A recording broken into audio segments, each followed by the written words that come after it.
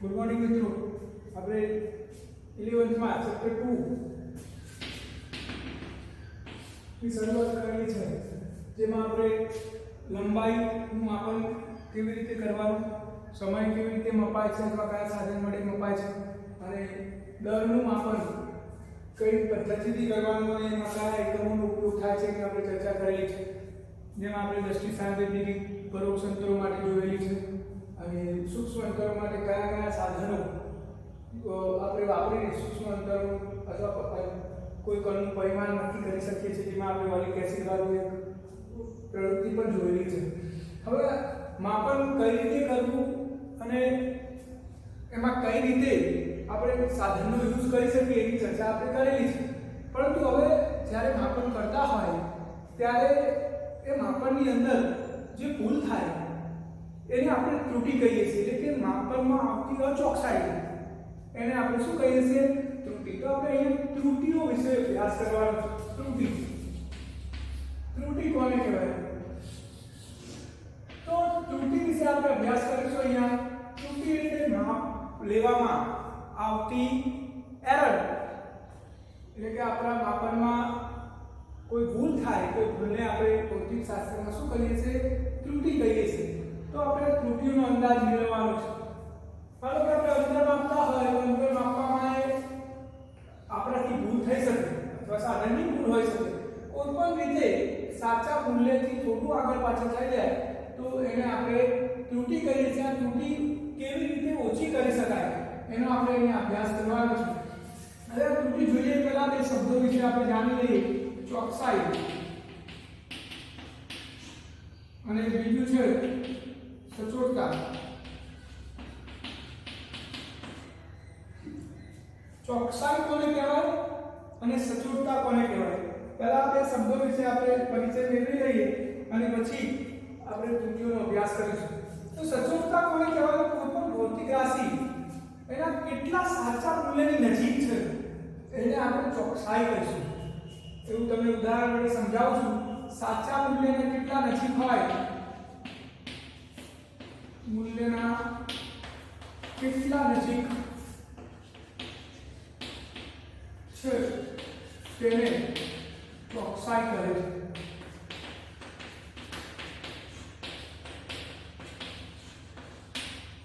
અને સચોટતા કેટલા વિભેદન સુધી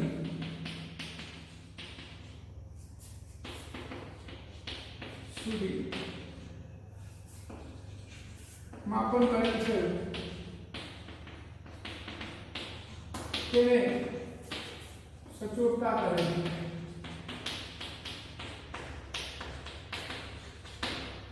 અહીંયા આપણે બે શબ્દોને સમજવાના છે. ચોકસાઈ કોને કહેવાય અને સચોટતા કોને કહેવાય? આપણે એવું કહીએ છીએ કે ચોકસાઈ એટલે સાચા મૂલ્યના કેટલા નજીક છે તેને આપણે ચોકસાઈ કહીશું અને કેટલા વિભેદન સુધી માપન કરેલ છે એને આપણે સચોટતા કહીશું. આને આપણે ઉદાહરણ વડે સમજીએ. આપણી જોડે બે ક્લોક છે. આ ક્લોક 1 અને આ ક્લોક 2. હવે આ ક્લોક 1 ની અંદર આપણી જોડે ત્રણ કાંટા છે.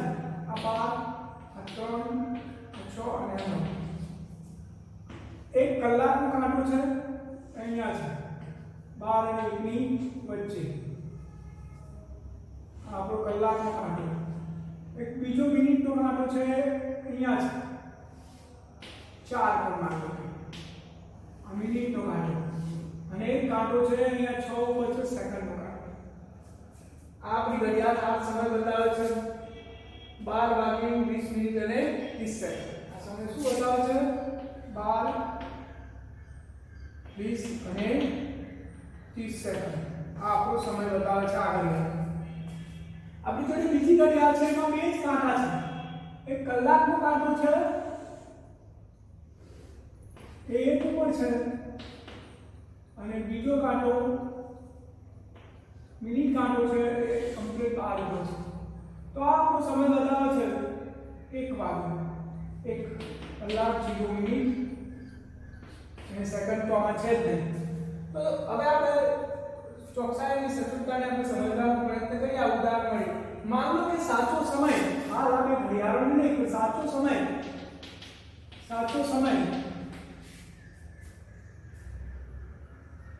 12:50 છે. સાચો સમય છે 12 મિનિટ બરાબર. 12:50 અને 10 સેકન્ડ આ આપણો સાચો સમય છે. અને આ ઘડિયાળનો વાગ્યા છે 12:20 અને 30 સેકન્ડ અને આ ઘડિયાળનો વાગ્યો છે 1. હવે આપણે બે શબ્દો સાથે આને સમજવાનો પ્રયત્ન કરીએ તો ચોકસાઈ અને સાચા મૂલ્યના કેટલા નજીક છે તેની ચોકસાઈ કહેવાય.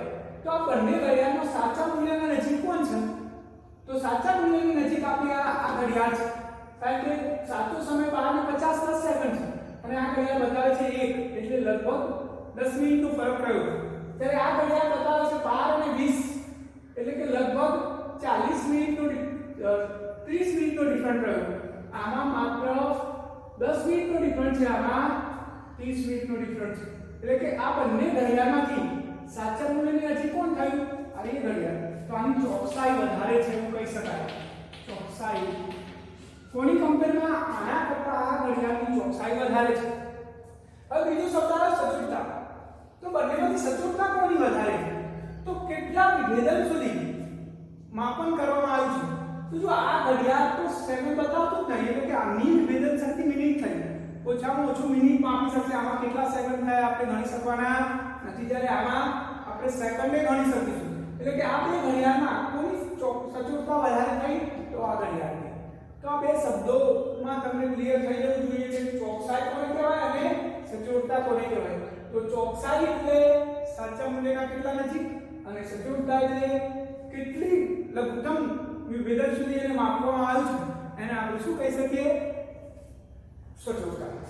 હવે આપણે જે ભૌતિક રાશિનું માપન કરતા હોય ત્યારે માત્ર ચોકસાઈ હોય તો એ ના ચાલે અને માત્ર સચોટતા હોય તો પણ ના ચાલે.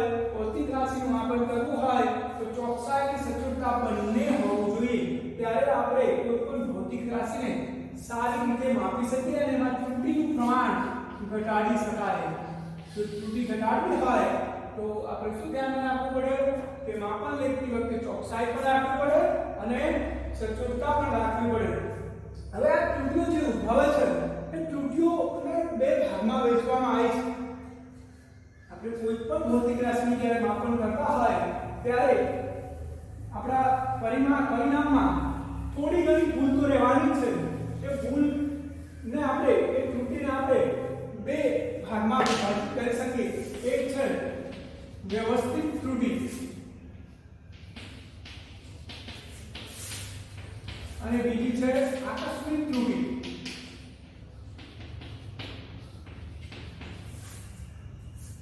વ્યવસ્થિત ત્રુટિ કોને કહેવાય અને આકસ્મિક ત્રુટિ એટલે આને તમે બીજું અવ્યવસ્થિત ત્રુટિ પણ કહી શકો. આકસ્મિક ત્રુટિનું બીજું નામ છે અવ્યવસ્થિત ત્રુટિ. વ્યવસ્થિત ત્રુટિ કોને કહેવાય અને આકસ્મિક ત્રુટિ કોને કહેવાય એનો આપણે અહીંયા અભ્યાસ કરવાનો છે. જો વ્યવસ્થિત ત્રુટિનો અર્થ થાય કે એવા કારણોના કારણે ઉદ્ભવી હોય જે કારણો આપણને ખબર હોય અને આ ત્રુટિ કાં તો ધન હોય કાં તો ઋણ હોય, બંને સાથે ના હોઈ શકે. હવે આને આપણે સરળ ભાષામાં સમજવાનો પ્રયત્ન કરીએ કે ભાઈ ખબર હોય એવા કારણોનો અર્થ શું અને ધન અને ઋણ એટલે શું. તો આપણે સિમ્પલ ઉદાહરણ વડે સમજીએ. આપણી જોડે એક સ્કેલ છે. આ સ્કેલ અહીંયા 0 હોય, અહીંયા 1, આ 2, આ 3, આ 4, આ 5, 6, 7, 8, 9 અને 10. આ આપણી એક સ્કેલ છે. આ સ્કેલ પર આપણે અંકન દર્શાવી દીધું છે 1 2 3 4 5 6 7 8 9 10. હવે આ ફૂટપટ્ટી માન લો કે આટલેથી કપાઈ ગઈ અથવા તૂટી ગઈ, તો આ ત્રુટિનું હવે આપણે કંઈ માપન કરીશું. માન લો કે અહીંયા આ વસ્તુને માપો આટલેથી મૂકીને, તો આપણને લંબાઈ બતાવે છે 7. માનો કે સેમીમાં માપ છે તો આ વસ્તુની લંબાઈ કેટલી થઈ? 7 સેમી. તો વાસ્તવિક રીતે 7 સેમી થાય ના થાય, કારણ કે એનો આગળનો આ જે આટલો ભાગ છે કપાઈ ગયેલો છે. એનો અર્થ એ થયો કે આ ખોટું માપ બતાવે છે, એટલે કે આમાં ભૂલ છે, આમાં ત્રુટિ છે. અને કેટલી ત્રુટિ છે આપણને ખબર જ છે, 1 સેમી. અને 1 સેમી જેટલો ભાગ પટ્ટીમાં આગળથી કપાઈ ગયો છે. તો બંને વસ્તુ અહીંયા આવી ગઈ. સમજી લો કે કયા કારણથી ઉદ્ભવી છે આપણને ખબર છે. એટલે કે જે કારણ જાણતા હોય જાણીતા કારણોના કારણે ઉદ્ભવતી ત્રુટીને જ વ્યવસ્થિત ત્રુટી કહેવાય. તો કારણ આપણને ખબર છે અને ત્રુટી ઉદ્ભવી એ પણ ખબર છે. કેવી ત્રુટી ઉદ્ભવી? તો 1 સેન્ટીમીટર વધારે બતાવે છે, કારણ કે આગળનું સેન્ટીમીટર કપાઈ ગયું છે એટલે 100 સેન્ટીમીટરની વસ્તુ અહીંયા સ્કેલ પર બતાવે છે 7 સેન્ટીમીટર. એટલે કે આ ત્રુટી દરેક વખતે આવી રીતે બતાવશે. હું 10 સેન્ટીમીટરની 8 સેન્ટીમીટરની વસ્તુ અહીંયા મૂકું તો 8 સેન્ટીમીટરની વસ્તુ અહીંયા આવશે, કારણ કે આગળનો આટલો ભાગ કપાઈ ગયો છે એટલે આપણે વસ્તુ અહીંયાથી મૂકીશું તો એ 9 સેન્ટીમીટર બતાવશે. તો વ્યવસ્થિત ત્રુટી એટલે શું? તો જાણીતા કારણોના કારણે ઉદ્ભવતી ત્રુટીને કેવી ત્રુટી કહેવાય? વ્યવસ્થિત. અને આ વ્યવસ્થિત ત્રુટી કાં તો ધન હોય કાં તો ઋણ. હવે જો દરેક વખતે માપશો તો દરેક વખતે 1 સેન્ટીમીટર વધારે જ આવશે, ઓછું આવશે. કોઈ વાર આ સ્કેલથી હું માપું 4 સેન્ટીમીટરની વસ્તુ માપું તો 5 બતાવશે, 3 ની માપું તો 4 બતાવશે. ટૂંકમાં દરેક વખતે આપણને વધારે જ માપ બતાવશે. હવે માની લો કે આનાથી બીજું ઉદાહરણ છે. માનો કે આપણી જોડે સ્પ્રિંગ બેલેન્સ છે, આ બેલેન્સ માપવાનું છે આપણે, પરંતુ આ સ્પ્રિંગ બેલેન્સ પહેલેથી જ -100 ગ્રામ વજન બતાવે છે. તમે જોયું હશે ઇલેક્ટ્રિક કાંટા આવે તો એમાં ઉપરની પેલી તુલા લઈ લઈએ એનું બાસ્કેટ તો વેઇટ માઈનસ બતાવે. હવે માનો કે આ તુલા પહેલેથી જ કશું મૂક્યા વગર માઈનસ બતાવે છે. હવે હું આમાં 300 ગ્રામ વજન મૂકું તો આ રીડિંગ કેટલું બતાવશે? 200 ગ્રામ જ બતાવશે, કારણ કે 100 ગ્રામ તો માઈનસ હતું. તો જો આ ત્રુટી પર આપણને ખબર છે કયા કારણથી ઉદ્ભવી, તો ઉપર આપણે પેલું બાસ્કેટ ને મૂક્યું એટલે આટલી ત્રુટી આવે છે, એટલે કારણ આપણને ખબર છે. અને હવે તમે ગમે એટલું વજન મૂકો 100 ગ્રામ ઓછું બતાવશે, 300 મૂકું 200 બતાવે, 500 મૂકું 400 બતાવે, 1 કેજી મૂકું તો 900 ગ્રામ જ બતાવે. તો આ ત્રુટી માઈનસ થઈ એટલે કે હવે દર વખતે ઓછું બતાવશે, આમાં દર વખતે વધારે બતાવશે. હવે તમે અનંત વખતે માપો તો આમાં વધારે બતાવશે અને આમાં તમે અનંત વખત માપો તો એ માઈનસ જ બતાવશે. એનો અર્થ એ થયો કે કાં તો વધારે બતાવે કાં તો ઓછું બતાવે, બંને સાથે હોઈ શકે નહીં. આવી ત્રુટીને વ્યવસ્થિત ત્રુટી કહે છે. તો વ્યવસ્થિત ત્રુટીમાં આપણે સિમ્પલ સીધી ભાષામાં કહીએ તો જેના કારણોની ખબર હોય એવી ત્રુટીને વ્યવસ્થિત ત્રુટી કહેવાય. અને આ વ્યવસ્થિત ત્રુટી કાં તો ધન હોય અથવા ઋણ હોય, બંને સાથે હોઈ શકે. હવે આકસ્મિક ત્રુટી કોને કહેવાય આપણે જોઈએ. પહેલા વ્યવસ્થિત ત્રુટી ઉદ્ભવવાના કારણો શું? તો વ્યવસ્થિત ત્રુટી ઉદ્ભવવાના કારણો તો આપણે હાલ જોયું પહેલી ત્રુટી સાધનની ત્રુટી. સાધનની ત્રુટી હોય અને જોયું કે આગળથી કપાઈ ગયેલી હોય તો દરેક વખતે વધારે માપ બતાવશે. સ્પ્રિંગ બેલેન્સ પર ઉપરની તુલા લઈ લીધી હોય તો દરેક વખતે માઈનસ બતાવશે. તો સાધનની ત્રુટી હોય તો દરેક વખતે આ ત્રુટી આવતી જશે અને એને આપણે સરળતાથી સોલ્વ કરી શકીએ છીએ. એમાં કોઈ રોકેટ સાયન્સ વાપરવાની જરૂર નથી, સીધી ખબર પડી જાય સીધે એનું સોલ્યુશન. તો વ્યવસ્થિત ત્રુટી ઉદ્ભવવાનું કારણ સાધનની ત્રુટી હોઈ શકે. બીજું, પ્રયોગ પદ્ધતિની અપૂર્ણતા. આનો શું થાય? પ્રયોગ પદ્ધતિની અપૂર્ણતા એટલે કે જે પ્રયોગ કરે છે વ્યક્તિ એ યોગ્ય પદ્ધતિનો ઉપયોગ ના કરે. દાખલા તરીકે કોઈ વ્યક્તિના શરીરનું તાપમાન માપવું હોય અને થર્મોમીટર બગલમાં ભરાવે તો ટેમ્પરેચર ઓછું જ બતાવવાનું છે. એટલે કે શરીરનું તાપમાન માપવા માટે થર્મોમીટરને જીભની નીચે મૂકવું પડે, એટલે બગલમાં મૂકે તો ના ચાલે. એટલે કે પ્રયોગ પદ્ધતિની અપૂર્ણતાના કારણે પણ એરર આવી શકે છે. એ સિવાય ત્રીજું કારણ છે પરિબળ છે, એ છે વ્યક્તિગત ત્રુટી. આ વ્યક્તિગત ત્રુટીનો અર્થ શું થાય? તો જે વ્યક્તિ પ્રયોગ કરે છે એ પ્રયોગ કરતા પોતાની ભૂલના કારણે માપમાં ત્રુટી આવે. ફોર એક્ઝામ્પલ હું અહીંયા સામે થર્મોમીટર નીકળીને કોઈ રીડિંગ લેતો હોય અને મારી આંખનું લેવલ એનાથી ઉપર નીચે હોય તો પણ ત્રુટી આવી શકે છે. દ્રષ્ટિ સાંદ્રના કારણે એરર ઉદ્ભવી શકે છે. તો વ્યવસ્થિત ત્રુટી ઉદ્ભવવાના 3 કારણો હોઈ શકે. સાધનની ત્રુટી, સાધન ખરાબ હોય, પ્રયોગ પદ્ધતિની અપૂર્ણતા એટલે કે યોગ્ય પ્રયોગ પદ્ધતિ ના વાપરી હોય. મારે કોઈ પદાર્થનું તાપમાન માપવું હોય થર્મોમીટર વડે અને આ બંને સાધન લઈને હું તડકામાં જતો રહું તો સ્વાભાવિક છે કે થર્મોમીટર પર તડકાની અસર થશે. એટલે કે પદાર્થનું તાપમાન આવવાની જગ્યાએ બહારના વાતાવરણનું તાપમાન આવી જાય. તો પ્રયોગ પદ્ધતિ યોગ્ય હોવી જોઈએ. અને વ્યક્તિગત ત્રુટી એટલે કે પ્રયોગ જે કરે છે જે વ્યક્તિ પોતાની એરરના કારણે બધું જ કમ્પ્લીટ હોય પણ એને રીડિંગ લેતા ના આવડતું હોય તો પણ ઉદ્ભવી શકે છે. તો જો આ ત્રુટિઓને ભૌતિક વિજ્ઞાનમાં માપનમાં થતી ભૂલો એને આપણે ત્રુટિ કહીએ છીએ. આ ત્રુટિ ઉદ્ભવવાના ત્રુટિને આપણે બે ભાગમાં વિભાજિત કરી છે, વ્યવસ્થિત ત્રુટિ અને આકસ્મિક ત્રુટિ એટલે કે અવ્યવસ્થિત ત્રુટિ. વ્યવસ્થિત ત્રુટિ કોને કહેવાય? જો જે ત્રુટિ જાણીતા કારણોના કારણે ઉદ્ભવતી હોય અને કાં તો ધન હોય કાં તો ઋણ હોય એવી ત્રુટિને વ્યવસ્થિત ત્રુટિ કહેવાય. વ્યવસ્થિત ત્રુટિ ઉદ્ભવવાના ત્રણ કારણો છે. અને હવે જોઈએ આકસ્મિક ત્રુટિ. જે મોટા ભાગના કારણોમાં આ ત્રુટિ હોય છે.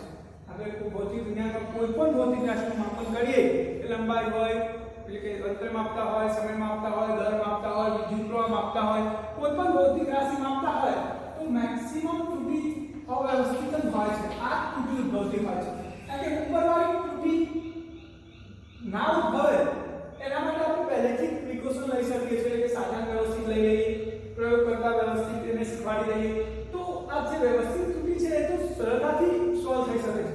પરંતુ આ આકસ્મિક ત્રુટિનો અર્થ શું થાય કે જે કારણો ખબર જ ના હોય તે ત્રુટિ ઉદ્ભવી આકસ્મિક રીતે ઉદ્ભવતી હોય એવી ત્રુટિને આકસ્મિક ત્રુટિ અથવા અવ્યવસ્થિત ત્રુટિ કહેવાય. વ્યવસ્થિત ત્રુટિમાં તો આપણને પહેલેથી જ ખબર હોય છે કે આ કારણથી ત્રુટિ આવે છે એટલે આપણે એને સોલ્વ પણ કરી શકીએ. પરંતુ આકસ્મિક ત્રુટિ ઉદ્ભવવાનું આપણને ખબર જ નથી કોના કારણે ઉદ્ભવી તો આપણે એને સોલ્વ પણ સરળતાથી કરી શકતા નથી. એના માટે આપણે શું કરવું જોઈએ? આકસ્મિક ત્રુટિ એકી સાથે ધન કે ઋણ હોઈ શકે. એકી સાથે ધન હોય કે ઋણ હોય. અને આ ત્રુટિ કોના કારણે ઉદ્ભવી છે એ પણ આપણને ખબર હોતી નથી. એટલે આવી ત્રુટિને ઓછી કરવી પડે. કારણ કે ભૌતિક વિજ્ઞાનમાં જ્યારે આપણે કોઈ ભૌતિક રાશિનું માપન કરતા હોય એનું માપન સાચા મૂલ્યની નજીક રહે એવું જ હંમેશા આપણે રાખવું જોઈએ. કારણ કે સામાન્ય પ્રયોગો કરતા હોય ઉપર નીચે રહી જાય તો ચાલે, પરંતુ જ્યારે વિશ્વ લેવલે કોઈ મોટો પ્રયોગ કરવાનો હોય અથવા એવા માપો લેવાના હોય જે ખૂબ જ સેન્સિબલ હોય તો એવામાં ત્રુટિ લઘુત્તમ હોવી જોઈએ. ત્યારે આપણે સાચું અનુમાન કરી શકીએ. તો આ આકસ્મિક ત્રુટિ સીધી રીતે કહીએ તો જે કારણો જાણીતા ના હોય એવા કારણોના કારણે ઉદ્ભવતી ત્રુટિને અવ્યવસ્થિત ત્રુટિ કહેવાય. અને આ અવ્યવસ્થિત ત્રુટિ ઉદ્ભવ ધન કે ઋણ બંને હોઈ શકે. હવે આપણે આ અવ્યવસ્થિત ત્રુટિ પર એટલે કે આપણે આ ત્રુટિ કેવી રીતે ઓછી કરી શકીએ? વ્યવસ્થિત તો આપણે જીરો કરી શકીએ છીએ, પણ અવ્યવસ્થિતને ઓછી કેવી રીતે કરી શકાય? અને સંપૂર્ણપણે દૂર કરી શકાતી નથી, પરંતુ કેવી રીતે ઓછી કરી શકાય? તો સૌથી પહેલા આપણે જોઈએ લઘુત્તમ માપના કારણે લઘુત્તમ માપના કારણે ઉદ્ભવતી ત્રુટિ. આને આપણે સમજી લઈએ. પહેલા માનો કે કોઈ વસ્તુની લંબાઈ હું સ્કેલ વડે માપું તો સ્કેલની લઘુત્તમ માપ શક્તિ 1 mm છે. આપણી જે મીટર પટ્ટી હોય લઘુત્તમ માપ શક્તિ કેટલી છે? 1 mm. એટલે કોઈ વસ્તુની લંબાઈ માપી તો 1 mm થી ઓછું ના માપી શકાય. પરંતુ આ જ વસ્તુની લંબાઈ હું વર્નિયર કેલિપર્સથી માપું તો શું થાય? આ જ વસ્તુની લંબાઈ હું સચોટતાથી માપી શકીશ, એટલે કે 0.1 mm સુધી માપી શકીશ. તેનો અર્થ એ થયો કે આ જ વસ્તુની લંબાઈ વર્નિયર કેલિપર્સ વડે માપીને એની ત્રુટિ ઘટાડી છે. એટલે કે આ ત્રુટિ આપણે લઘુત્તમ માપ શક્તિ ઘટાડી શકીએ છીએ. હવે હજુ ત્રુટિને આપણે ઓછી કરવી હોય તો બીજું શું કરી શકાય? અને આપણે સિમ્પલ ઉદાહરણ વડે સમજીએ. માનો કે વિદ્યાર્થીના જૂથને આપણે વસ્તુની લંબાઈ માપવા આપવાની છે. એમને સ્કેલ આપી દઈએ અને વસ્તુ આપી દઈએ. માનો કે એક જ વિદ્યાર્થી એક વસ્તુની લંબાઈ સાચી લંબાઈ માનો કે 5 સેમી છે. મેં 5 સેમીની વસ્તુ, મને ખબર છે કે વસ્તુની લંબાઈ 5 સેમી છે. 5 સેમીની વસ્તુ મેં વિદ્યાર્થીને આપી માપવા માટે સ્કેલ વડે. તો એ વિદ્યાર્થી માની લો કે સ્કેલ વડે વસ્તુની લંબાઈ માપીને આવે L1 5.3 સેમી માપીને આવે.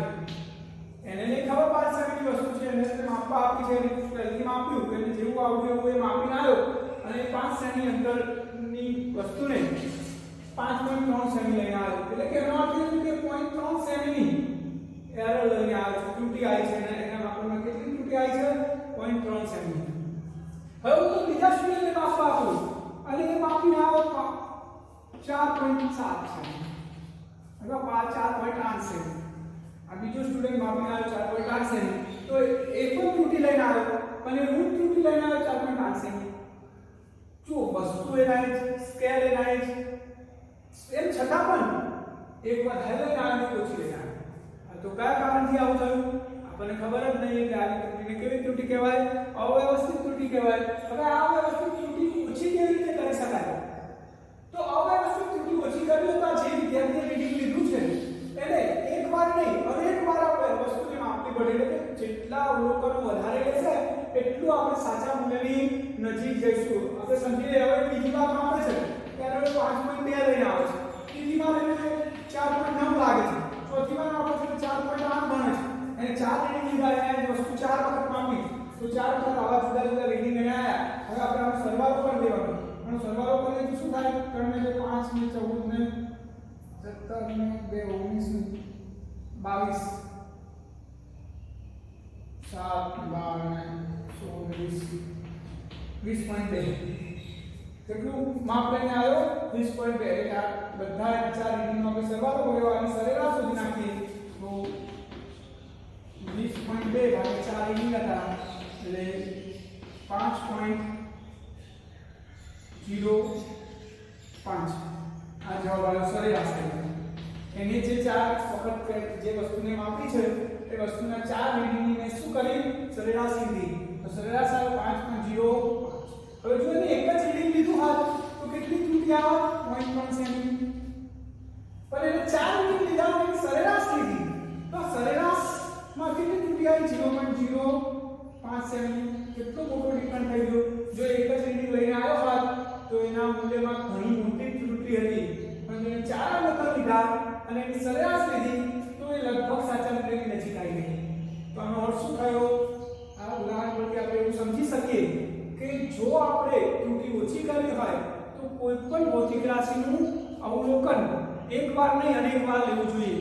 અને એ બધા અવલોકનોની સરેરાશ લેવાથી આપણને શું મળી જાય? સાચું મૂલ્ય.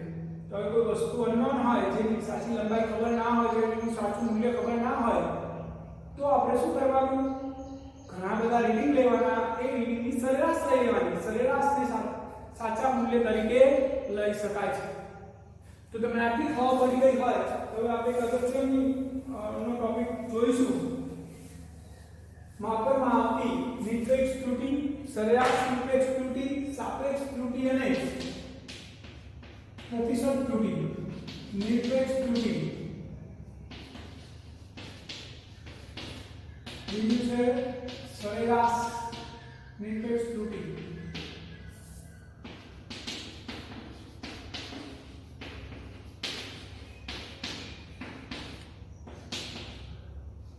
સાપેક્ષ ત્રુટિ અને પ્રતિશત ત્રુટિ. આ બધું આપણે શું શોધવું પડે? તો આ એવી ત્રુટિ છે જે કયા કારણોથી ઉદ્ભવે છે ખબર નથી, એટલે આપણે આને ઓછી કરવી પડે. ઓછી કરવા માટે આપણે આ બધું શોધવું પડે છે. તો નિરપેક્ષ ત્રુટિ કોને કહેવાય પહેલા આપણે સમજી લઈએ. આપણે અગાઉ ભણ્યા પ્રમાણે કોઈ વસ્તુના સાચા મૂલ્યને આપણને ખબર ના હોય તો આપણે સાચું મૂલ્ય કોને કહીશું? તો સાચું મૂલ્ય કોને કહેવાય? તો સાચું મૂલ્ય કોઈ પણ ભૌતિક રાશિનું સાચું મૂલ્ય બરાબર પરિણામોની સરેરાશ. યાદ રાખવાનું, કોઈ પણ ભૌતિક રાશિનું સાચું મૂલ્ય એટલે શું?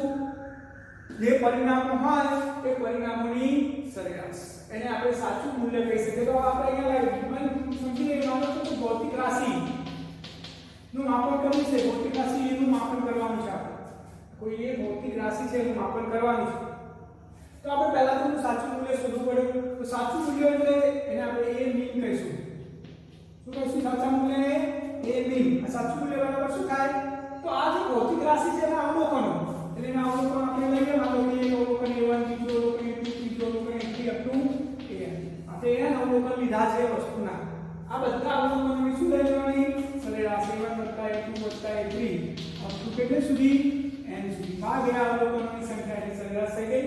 તો આ અવલોકનોની સરેરાશને આપણે શું કહી શકીએ? સાચું મૂલ્ય કહી શકીએ. તો હવે આપણને સાચું મૂલ્ય મળી ગયું. હવે તમારે યાદ રાખવાનું શોર્ટમાં સાચું મૂલ્ય એટલે શું? જેટલા અવલોકન આપ્યા હોય બધાની સરેરાશ લઈ લો એટલે આપણને જે મળે આપણું સાચું મૂલ્ય. આપણે શીખવાડી દેવાનું કે આ સાચું મૂલ્ય છે. તો સાચું મૂલ્ય એટલે એ મીન બરાબર સિગ્મા એ આઈ ભાગ્યા આ સિગ્મા સ્વરૂપે તમે ના દર્શાવો તો પણ ચાલે, આની કઈ જરૂર નથી. તમને આટલી ખબર પડી જોઈએ સાચું મૂલ્ય એટલે શું, તો અવલોકનોની સરેરાશ. આને આપણે સાચું મૂલ્ય સ્વીકારી લઈશું. હવે નિરપેક્ષ ત્રુટિ પર આવીએ તો નિરપેક્ષ ત્રુટિ એટલે શું, તો નિરપેક્ષ ત્રુટિ બરાબર અવલોકન અથવા પ્રાયોગિક મૂલ્ય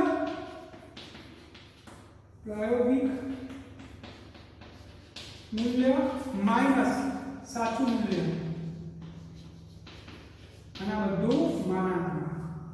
તો નિરપેક્ષ ત્રુટિ બરાબર પ્રાયોગિક મૂલ્ય માઈનસ સાચું મૂલ્ય. હવે આપણે પ્રાયોગિક મૂલ્ય શું છે, આપણે a1 a2 a3 up to a ના આપણે અવલોકન લીધેલા છે, અને આપણું સાચું મૂલ્ય શું છે, આ બંનેની તમે બાદબાકી કરો તો એ આપણે શું મળી જાય, નિરપેક્ષ ત્રુટિ.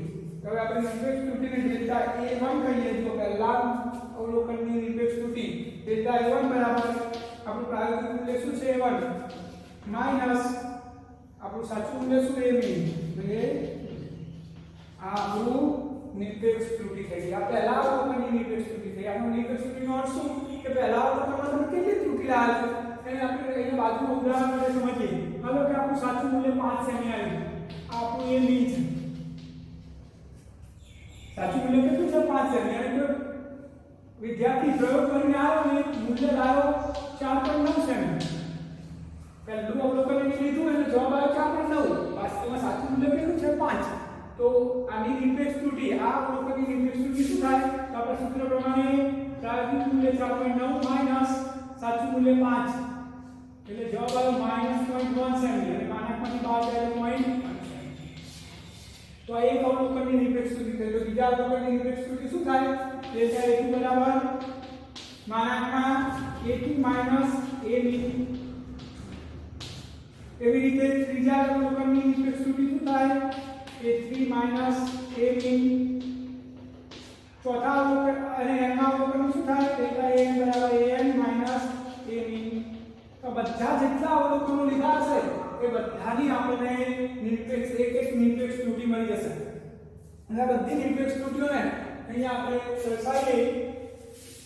તમને ઉદાહરણ માટે વ્યવસ્થિત રીતે સમજાવીશ. અત્યારે આ થોડું સમજી લો તમે. જો ડેલ્ટા a1 આવી ગયો આપણો, આ પહેલા અવલોકનની નિરપેક્ષ ત્રુટિ છે. પહેલા અવલોકનની નિરપેક્ષ ત્રુટિ, એવી રીતે ડેલ્ટા a2 આ બીજા અવલોકનની, ડેલ્ટા a3 આ ત્રીજા અવલોકનની, એવી રીતે અપ ટુ ડેલ્ટા an આ n માં અવલોકનની નિરપેક્ષ ત્રુટિ. તો દરેક અવલોકનની એક નિરપેક્ષ ત્રુટિ આવે. હવે આ બધી નિરપેક્ષ ત્રુટિઓની આપણે સરેરાશ લઈ લેવાની છે, જેને સરેરાશ નિરપેક્ષ ત્રુટિ કહેવાય. તો ડેલ્ટા a મીન, એને આપણે ડેલ્ટા a મીન કહીશું. ડેલ્ટા a મીન બરાબર ડેલ્ટા a1 વત્તા ડેલ્ટા a2 વત્તા delta a3 up to delta an ભાગ્યા n. આને આપણે શું કહીશું, સરેરાશ નિરપેક્ષ ત્રુટિ. નિરપેક્ષ ત્રુટિ કોને કહેવાય, તો પ્રાયોગિક મૂલ્ય માઈનસ સાચું મૂલ્ય. દરેક અવલોકન માટે એક નિરપેક્ષ ત્રુટિ હોય, અને એ બધા નિરપેક્ષ ત્રુટિઓનો આપણે સરવાળો કરીને સરેરાશ લઈ લઈએ તો એને શું કહેવાય, સરેરાશ નિરપેક્ષ ત્રુટિ.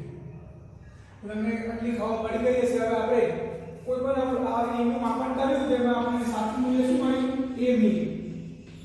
આ એનું સાચું મૂલ્ય હતું, અને એમાં ત્રુટિ કેટલી આવી, તો plus or minus delta a mean.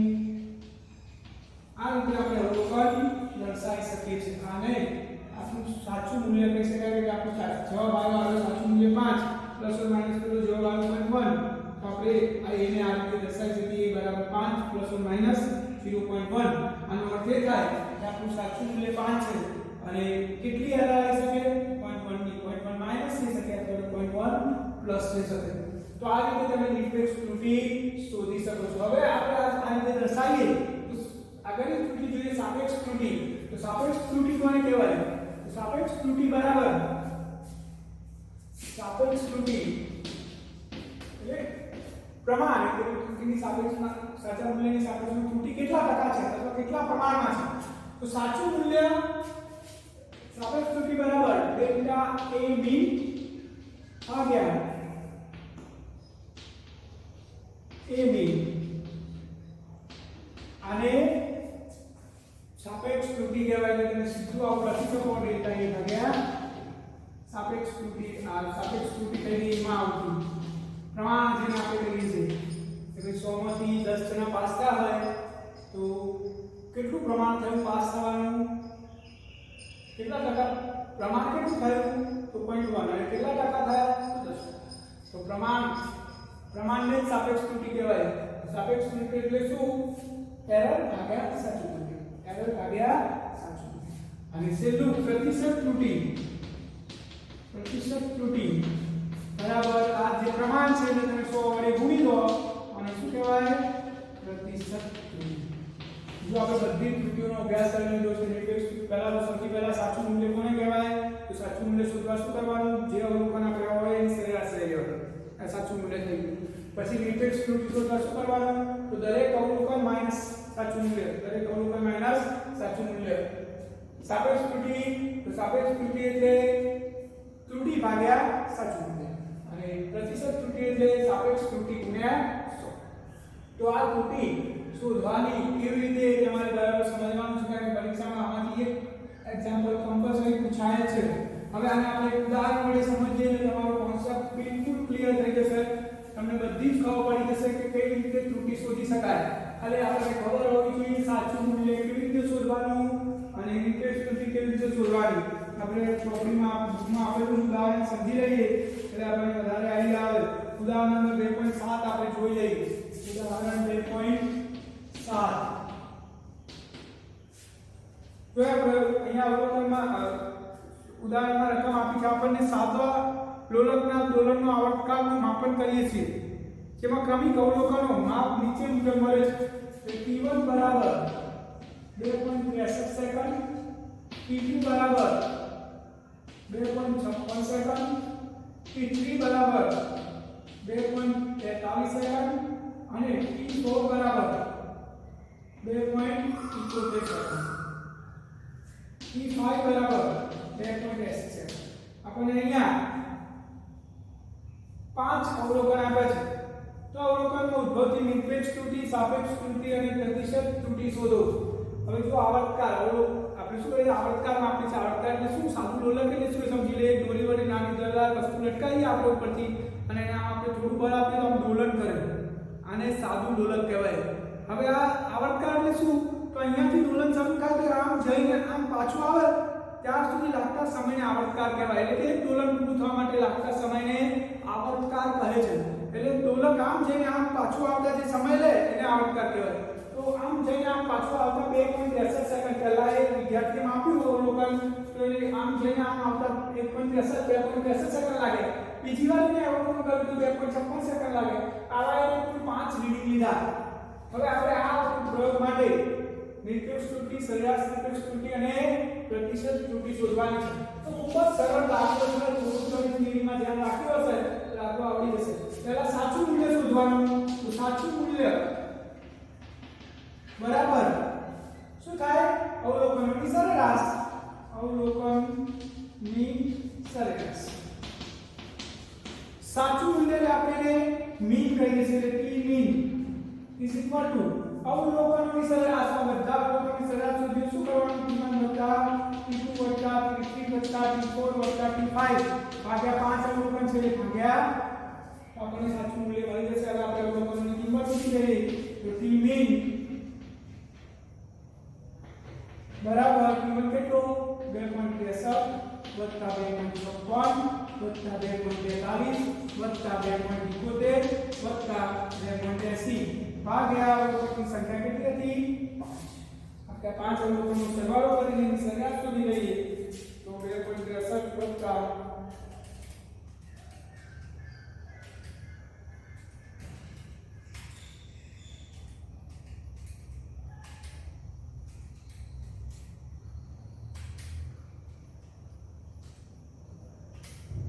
2.12 t mean બરાબર 2.12 ભાગ્યા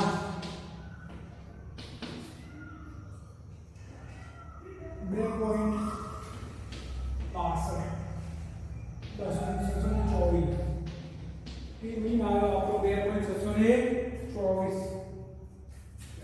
આ આપણું સાચું મૂલ્ય આવી ગયું બરાબર ફરીથી સમજીએ જો નિરપેક્ષ ત્રુટિ સાપેક્ષ ત્રુટિ પ્રતિશત ત્રુટિ શોધવાની થાય તો સૌથી પહેલા સાચું મૂલ્ય શોધવું પડે અને સાચું મૂલ્ય બરાબર શું થાય બધા જ પરિણામોની સરેરાશ અને સરેરાશનું સૂત્ર શું થાય બધા અવલોકનોનો સરવાળો ભાગ્યા અવલોકનોની સંખ્યા તો જવાબ શું આવ્યો 2.624 તમે 2.65 લઈ શકો છો પાછળના ચાર ના ધ્યાનમાં લો તો પણ ચાલે કે આપણે પાછળ ચેપ્ટરમાં જોઈશું સાચા તત્વોમાં હવે દરેકની નિરપેક્ષ ત્રુટિ આવશે આપણે નિરપેક્ષ ત્રુટિ શોધવાની છે નિરપેક્ષ ત્રુટિ તો પહેલાની નિરપેક્ષ ત્રુટિ આપણે ડેલ્ટા t1 કહી લઈએ અને સૂત્ર શું હતું પ્રાયોગિક મૂલ્ય કેટલું t1 આપણું પ્રાયોગિક મૂલ્ય t1 માઈનસ સાચું મૂલ્ય કેટલું છે tmin હવે આપણે કિંમત મૂકી દઈએ કે ડેલ્ટા t1 બરાબર t1 કેટલો 2.63 માઈનસ સાચું મૂલ્ય કેટલું આવ્યું 2.65 હવે 4 ને ધ્યાનમાં નહીં લેતા તો અહીંયા જવાબ થશે 0.01 અને માના ધન છે એટલે માનાંકમાં 12 આપો તો ધન જ એટલે ડેલ્ટા t1 આવ્યો 0.0 આ પહેલી નિરપેક્ષ ત્રુટિ આવી હવે બીજી નિરપેક્ષ ત્રુટિ ડેલ્ટા t2 બરાબર શું થશે માનાંકમાં સાચું મૂલ્ય t2 માઈનસ સાચું મૂલ્ય tmin આ કેટલું છે 2.56 માઈનસ સાચું મૂલ્ય કેટલું 2.65 તો અહીંયા જવાબ આવશે 4 ને 6 માઈનસ 0.06 તો આ તો માનાંકમાંથી બહાર આવે તો ધન થઈ જાય ડેલ્ટા t આ આપણું બીજી નિરપેક્ષ ત્રુટિ આવી ગઈ એવી રીતે તમે ત્રીજી શોધી લો ડેલ્ટા t3 માઈનસ tmin એવી રીતે ચોથી ડેલ્ટા t4 બરાબર t4 માઈનસ tmin એવી રીતે પાંચમું t5 માઈનસ t યાદ રાખવાનું નિરપેક્ષ ત્રુટિ ક્યારે ઋણ હોય એટલે કે માનાંકમાં છે એટલે આપણને ખબર પડી જાય કે ઋણ હોઈ શકે નહીં હવે બધી ત્રુટિઓ ડાયરેક્ટ લખી દઈએ છીએ તમે જાતે ગણી લેજો આ કિંમતો મૂકીને હું અહીંયા સીધી લખી દઉં છું જો t3 ની વેલ્યુ છે 2.42 અને સાચું મૂલ્ય છે 2.65 એટલે જવાબ આવશે 2.2 એટલે જવાબ આવશે 0.2 એવી જ રીતે t4 2.71 માઈનસ 0.09 આ ત્રુટિ આવશે 0.09 અને આ ત્રુટિ આવશે t5 2.80 માઈનસ 2.65 આ ત્રુટિ આવશે 0.18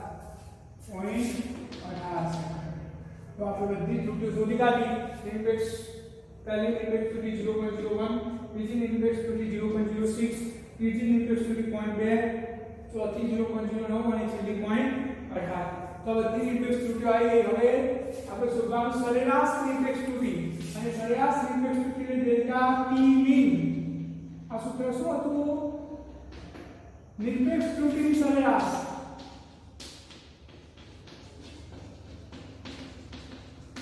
નિરપેક્ષ ત્રુટિની સરેરાશને delta t1 plus delta t2 plus delta t3 plus delta t4 plus delta tn અને t5 ભાગ્યા 5 અવલોકન એટલે ભાગ્યા 5 બધી કિંમતો મૂકીને આપણે સરેરાશ શોધી દઈએ તો ડેલ્ટા tmin બરાબર પહેલી હતી આપણી 0.01 પ્લસ 0.06 પ્લસ 0.2 પ્લસ 0.09 પ્લસ 0.18 ભાગ્યા 5 અને આ આપણો જવાબ થશે બધી ત્રુટિઓનો સરવાળો ભાગ્યા 5 0.54 ભાગ્યા 5 બરાબર ડેલ્ટા tmin બરાબર 0.54 ભાગ્યા 5 જવાબ થશે 0.11 સેકન્ડ આ આપણી સરેરાશ નિરપેક્ષ ત્રુટિ આવી દરેકની નિરપેક્ષ ત્રુટિ અને આ છેલ્લે સરેરાશ નિરપેક્ષ ત્રુટિ તો આટલું પહેલા તમે જોઈ લો પોઝ કરીને લખવું હોય તો લખી દો હવે આપણે સાપેક્ષ ત્રુટિ શોધવાની છે તે પહેલા પરિણામ કેવી રીતે દર્શાવીશું તો આવર્તતાનું સાચું મૂલ્ય બરાબર tmin plus or minus delta tmin એટલે કે t બરાબર સાચું મૂલ્ય કેટલું આવ્યું 2.62 પ્લસ ઓર માઈનસ 0.11 આ આપણું અવલોકન આવી ગયું, આપણો જવાબ આવી ગયો. હવે સાપેક્ષ ત્રુટી બરાબર એરર ભાગ્યા સાચું મૂલ્ય એટલે કે ડેલ્ટા t મીન ભાગ્યા t મીન બરાબર 0.11 ભાગ્યા 2.62 અને જવાબ આવશે 11 ભાગ્યા 2.62 જવાબ આવે 0.04158 આ સાપેક્ષ ત્રુટિ આવી ગઈ ડેલ્ટા t ભાગ્યા અને હવે છેલ્લું લાસ્ટ પ્રતિશત ત્રુટિ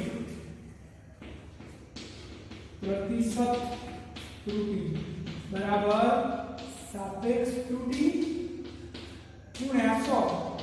સાપેક્ષ ત્રુટિ કેટલી આવી 0.04198 ગુણ્યા 100 એટલે 2 શૂન્ય આમ જાય તો 4.1%. તો આ પ્રતિશત ત્રુટિ આવી ગઈ. જો સિમ્પલ દાખલો છે, ખૂબ જ સરળ રીત છે, થોડી પ્રેક્ટિસ કરશો તો આવડી જશે. સૌથી પહેલા સાચું મૂલ્ય શોધવાનું. સાચું મૂલ્ય એટલે દરેક અવલોકનની સરેરાશ, પછી દરેકની નિરપેક્ષ ત્રુટિ એટલે અવલોકનનું મૂલ્ય માઈનસ સાચું મૂલ્ય, પછી સાપેક્ષ પ્રતિશત કાઢો. સરેરાશ નિરપેક્ષ ત્રુટિ શોધવાની એટલે જેટલી નિરપેક્ષ ત્રુટિ શોધી હોય એની સરેરાશ. અહીં દર્શાવવાનું આ રીતે સાચું મૂલ્ય વત્તા આપણી સરેરાશ નિરપેક્ષ ત્રુટિ અને સાપેક્ષ ત્રુટિ એટલે ત્રુટિ ભાગ્યા મૂળ મૂલ્ય અને પ્રતિશત ત્રુટિ એટલે ગુણ્યા 100. તમને આવડી જશે 100%. ખૂબ જ સરળ છે. અને હવે છેલ્લું તમને એક હોમવર્ક આપી દઉં. એક વિદ્યાર્થી લંબાઈ માપવાના પ્રયોગમાં એક વસ્તુની લંબાઈ